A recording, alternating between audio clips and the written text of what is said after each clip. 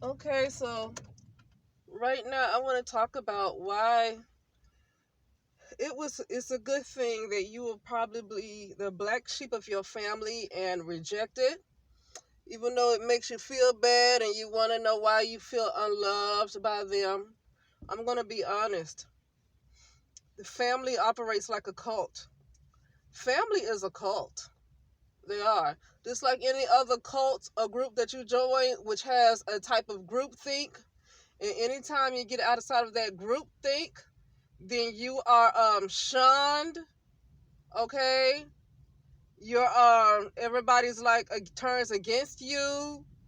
Okay, you're like an outcast. That's kind of how family is.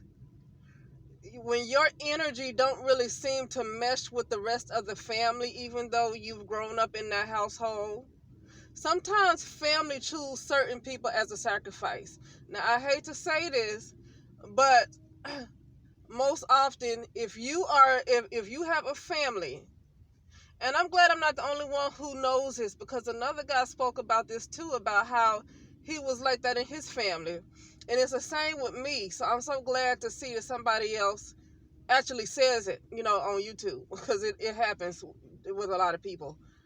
That you have family members constantly want to criticize you. No matter what you do, you don't have to do anything, you don't even have to speak, and they want to find something wrong with you. If you have on a purple shirt, they will have a whole conversation and get together about your purple shirt. Like, they would get together and talk crap about you because you're wearing a purple shirt. And when I say purple shirt, I don't want emphasis on purple in the shirt. I'm trying to think of something as petty as possible that people find to just because they just want to be negative towards you. They just want to be negative towards you. So they find anything. Okay? When people do that, you're a sacrifice. When you have a family member that for some reason it's nothing you can do right, but you're trying to figure out who in that house is perfect, because why is it that you do everything wrong? So who's perfect? Who am I supposed to be like? Because if I'm like this sibling right here or whoever, if I do everything the way they do it, and then who says that's right? It's like, so why is it that you seem to be like the person that's the target in the family? And more than often, you are their sacrifice. They're choosing you as a sacrifice. You are sitting in the seat of sacrifice. You are sacrificial energy for all of these people to steal your energy from you. Okay, and then put that karma on you. They place all of their karma on you. One thing I learned about people, and definitely family, is that they have a designated person in the family that they put all of their karma on. They put all of their karma on. Pay attention to the kind of dreams you have or stuff like that. If you see like you in a room and there's a bunch of luggage in your room or something, or you see there's like you holding some heavy bag, or the bag lady, by Erica Badu. You gonna hurt your what you say? You gonna hurt your back carrying all them bags like that, or something like that? Bag lady. If you're a bag lady, it's a lot of times when that happens, a lot of people put their karma on you. I mean, they're putting all of their karma on you, and it seems like you can never rise up, and you can never get anything done, and you can never get what you want. Okay, it's because of your family, and a lot of times it's a little deeper than that, but I don't want to go too deep when it comes to the spirit and stuff like that, and your energy. You might not mesh well. That's not your true family. That is not your true family. That's you were born into this particular family, but that's not your real true family. That's not your real true soul group. Okay, some people have what's called soul groups, and it's like if you're the black sheep, you never can fit in, and they always want to outcast you and have you as a sacrifice and talk trash about you every time they get. That only shows how important you are too. That's another thing I want to say. That only shows how important you are, because why would people always have something to say about the most petty thing? I mean, literally, you can do the most petty thing. I remember I was working, and I had a relative always talk to me no matter what I did. because she worked at the same place, right? Um, and she would always have a conversation with my mother, okay? And it's like, okay, so what are you talking about now? Because she would tell me that what she would be talking about. I'm like, so I mean, why do you keep having things to talk about? What is it that, I mean, like, literally, I just work. I don't talk to nobody. I don't eat lunch with anybody. I by myself. What is it that you can possibly find to keep talking about? Because actually, I feel like I'm a superstar. See, we get mad that people keep talking trash and keep gossiping, but I'm gonna tell you the way to look at it too. You're a star. Why is it that they keep finding stuff to say? Like, if you just wear a little blue shirt and they find something to say about your blue shirt and they make a whole production and conversation, a whole hour-long conversation. It's like, you're a star. That lets me know I'm a star. Because I don't even talk to nobody. I'm not outgoing. I don't talk to anybody. Well, I guess outgoing means I don't like a lot of people around me, because I'll talk to people when I see them. Strangers, I don't have a hard time talking to strangers. I would carry on a conversation with a stranger just like I knew them my whole life. You know? So I don't have a hard time talking to strangers, but I'm not outgoing as far as I don't like just constantly having people around me. I don't like being around people and hanging out with people all the time. That's what I mean by that. Okay? But but yeah, so it's like, you are a star. I am a star. Like, I am a star. I'm a mega star. Because how can you have that much to say when I don't even have a life? I don't do anything. I just went to work. This was a long time ago. I went to work, uh, and just came back home. I didn't really have a life. Maybe I hung out, but I might have hung out to listen to some jazz quartets or whatever. I didn't really do much. Listen to live music. Don't do much. And you still, like, you have to, if I breathe differently, you have to find something to say about that. If I drink some tea that's not Lipton and is whatever other brand of tea, you find something about that. Like, I am a megastar. Like, I'm a bigger star than Beyonce. Because the only reason so many people talk about Beyonce is because she's in the public eye. But me, being to myself, don't even eat lunch with people, and you always got this much to say, and you find a way to get with other people and have this much to say, I am a megastar.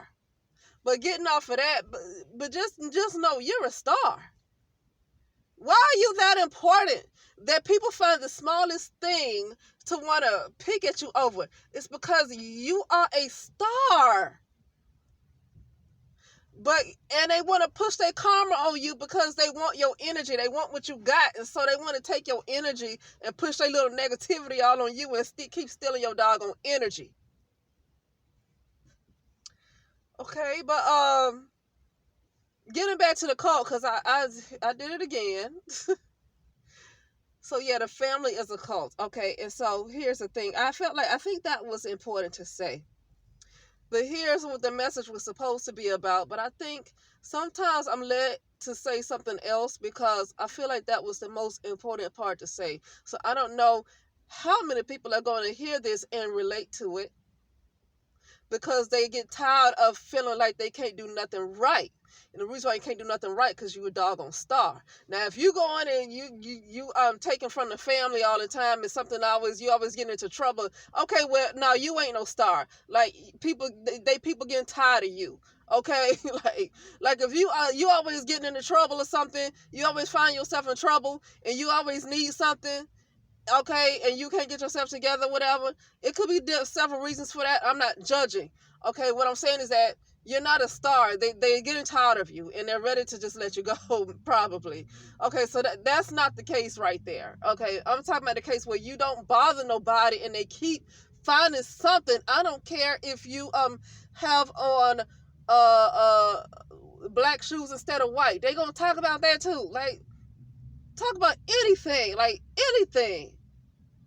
You know? That's when you know you a doggone star. You are a star. Because if people can keep pulling something out of nothing, and all you do is sit there, Imagine if you were a person to get into the public eye more, to be seen more, or to get into an industry of singing. And how would you be then if if in your little life right now where you just ain't doing nothing, you don't have a life, but people want to pull something out of it and find something to talk about? Then imagine if you were an actress and all that stuff. Okay? How big would you be? But getting back to the cult part, yeah, so the reason why I call the family a cult, because you don't have the room to think like an individual, just like any other group that you're in. Like certain groups that you're in, they always have a group think, and I don't care what color the people are, a so-called race the people are. There's always groupthink. There's usually very little room for a person to be an individual. They cannot, most of the time they cannot go against the grain. And that's how it is a lot with family. It's no different than any other cult that you can join. You cannot go against the grain. Okay? And so these folks that want to point their finger at you, they're only helping you. They're actually helping to push you. They don't know they're doing this, but they're pushing you more to your true self. They are pushing you more to your true self, because when they reject you, and then you go through your stages, because now you got to go through the fact that, oh, nobody loves me. Who loves me? Who loves me? My family don't love me, and I want to love them, but they don't love me. And you get over it. You eventually get over it, because you will eventually realize that love is everywhere around you, and it does not have to exist in a human being. Once you realize that love exists everywhere around you, including the tree that's right next to you, then you will realize that it doesn't matter that these little few human beings, if that's what we want to call them, want to reject you. They mean absolutely nothing, because love is all around you. It's all around you. It's all in you. So looking for love in some little human beings, if that's what we call them. And human is nothing to brag about, right? When you're at the level of a human, you're supposed to be trying to evolve. So to say the word human is nothing to brag on. We're supposed to evolve, okay, beyond human. We're supposed to evolve beyond human, okay? But yeah, and see, those folks, like say the person who doesn't get picked on, they still feel obligated to fit into the values and the ideas of that family. So by you getting picked on like that and constantly talked about and ostracized and all this different stuff, they're actually pushing you to your true authentic self. They're actually pushing you to evolve. They're helping you to evolve by rejecting you. That's what they're doing. They're helping you to evolve. But I honestly, I feel sorry for the person that didn't get picked on. I feel sorry for the person that was quote unquote so-called accepted. I feel sorry for them. Because if you accept it within the group, that means that you're not connected with your true self. Because just about all groups are like a cult.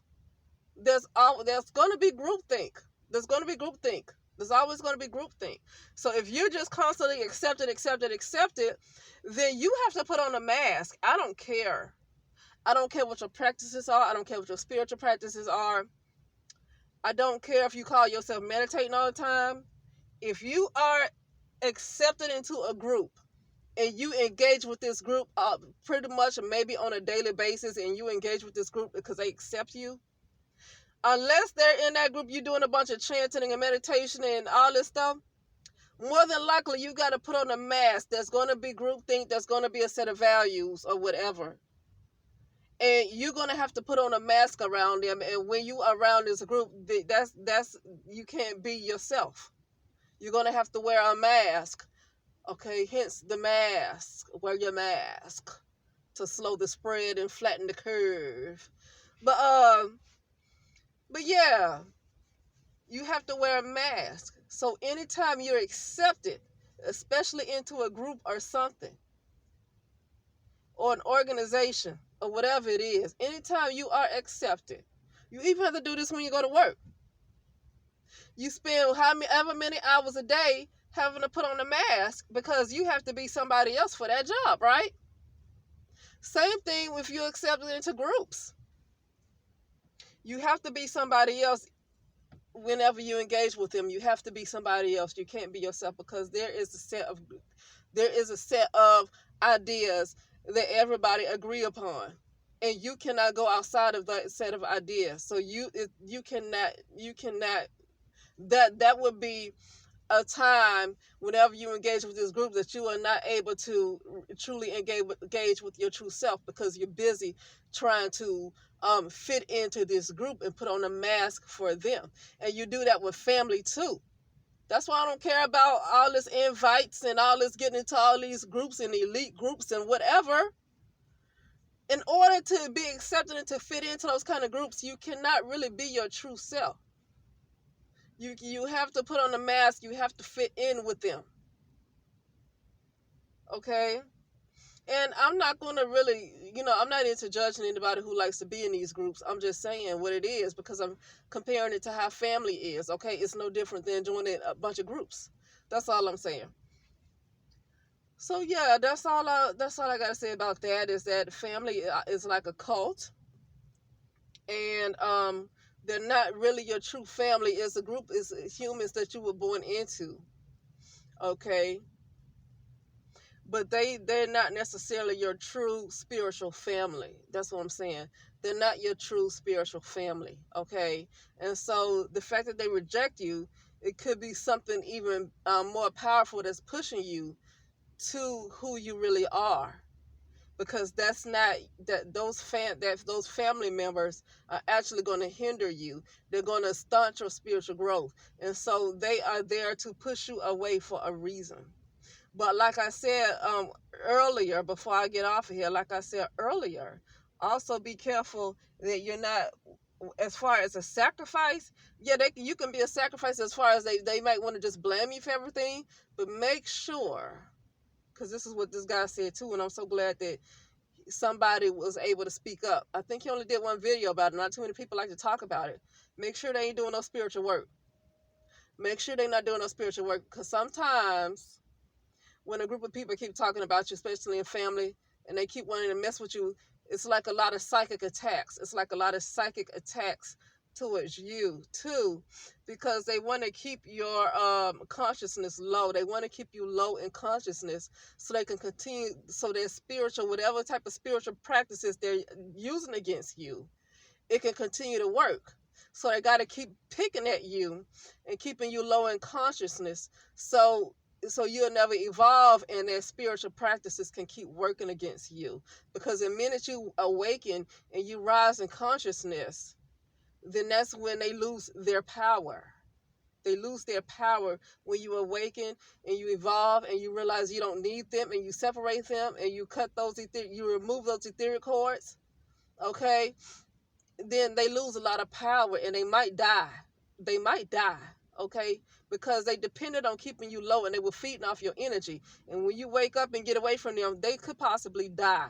And they're going to fight harder, especially if they're doing spiritual stuff. They're going to keep throwing stuff at you and throwing monkey wrenches at you in the spiritual world to keep you low in consciousness, to keep you distracted, because they're going to die without your energy. They're going to die without your energy. So they got to keep throwing monkey wrenches at you to keep you low in consciousness. So that'll be it, yeah. So that's just another way to look at it too. But that's all I got to say, and I will talk later.